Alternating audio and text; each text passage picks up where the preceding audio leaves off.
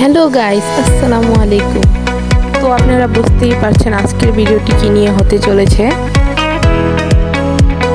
আজকে আমি রান্না করব বিফ ভুনা খিচুড়ি, যার জন্য আমি ফার্স্টে নিয়ে নিলাম পেঁয়াজ কুচি, আদা রসুন বাটা, জিরা বাটা, হলদি মরিচ, জিরার গুঁড়া, লবণ, গরম মশলা আর একটুখানি মাংসের মশলা, আর নিয়ে নিয়েছি গোলমরিচের গুঁড়ো। তো চলেন আমরা রান্নায় চলে যাই, লেটস গো। ফার্স্টে আমরা গোলমরিচ নিয়ে নিলাম, তারপরে তার মধ্যে পেঁয়াজ কুচি, আদা রসুন বাটা, জিরা কুচি, যতগুলো গুঁড়ো মশলা ছিল সব দিয়ে দিলাম। তারপরে তেল দিয়ে দিলাম। পুরোটাকে ভালো করে মেখে নিতে হবে, ভালো মতো মেখে নিতে হবে। ভালো করে মেখে তারপর এটা চুলাতে একটু হালকা একটু পানি দিয়ে বসিয়ে দিলাম।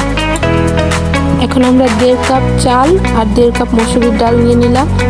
চালটা সাইডে রেখে আমরা আবার মাংসতে চলে যাই। মাংসটা একটু নাড়াচাড়া দিয়ে তারপরে আবার একটু কষাই ভালো মতো, যাতে মাংসটা নিচ দিয়ে লেগে না যায়, কারণ লেগে গেলে এটা টেস্ট নষ্ট হয়ে যাবে। আমরা আবার চালে ব্যাক করি, চালকে ভালো মতো ধুয়ে স্ট্রেনারে ঝরা দিয়ে নিই। এখন আবার মাংসটাকে ভালো করে নেড়ে চেড়ে নিই, যাতে নিচে লেগে না যায়। এখন আমরা মাংসতে একটু পানি দিয়ে নিই, পানি দিয়ে নাড়াচাড়া করে অতটুকু সময় পর্যন্ত অপেক্ষা করি, যতটুকু সময় পর্যন্ত না মাংস সিদ্ধ হয়ে আসে। মাংস সিদ্ধ হওয়ার পর পানি শুকিয়ে যাওয়ার পর এটাকে একটা সাইডে রেখে নেই এবং আরেকটা পাতিলে তেল দিয়ে নেই। গরম মশলা, পেঁয়াজ কুচি সবগুলো দিয়ে ভালো করে নাড়াচাড়া করতে হবে। ভালো করে নাড়াচাড়া করতে হবে, পেঁয়াজ যে পর্যন্ত লাল না হয়।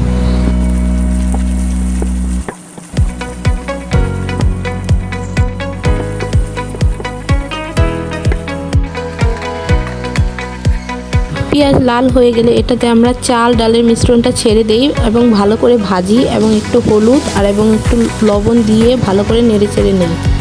ভালো করে ভাজার পর এটাতে আমরা পানি দিয়ে দিই। যেই পরিমাণ চাল ডাল সেই পরিমাণ ডাবল আর কি পানি, যেমন 3 কাপ চাল ডালে 6 কাপ পানি। আর আপনারা যদি একটু ঝরঝরা খেতে চান তাহলে 5.5 কাপ পানি দিবেন। ঢাকনাটা খুলে একটু নাড়াচাড়া দিয়ে নেই, উপরটা নিচে দিয়ে নিই, নিচেটা উপরে দিয়ে নেই। তারপর মাংসগুলো দিয়ে দেই, ভালো করে নাড়াচাড়া দিয়ে আবার একটু ঢেকে রাখি কিছুক্ষণের জন্য। কিছুক্ষণ সময় পর আবার ঢাকনা খুলে আমাদের খিচুড়িটা একটু নাড়াচাড়া দিয়ে নেই। এই তো আমাদের রেডি গরম গরম বিফ খিচুড়ি। মাশাআল্লাহ, দেখতে কেমন হয়েছে সবাই জানাবেন।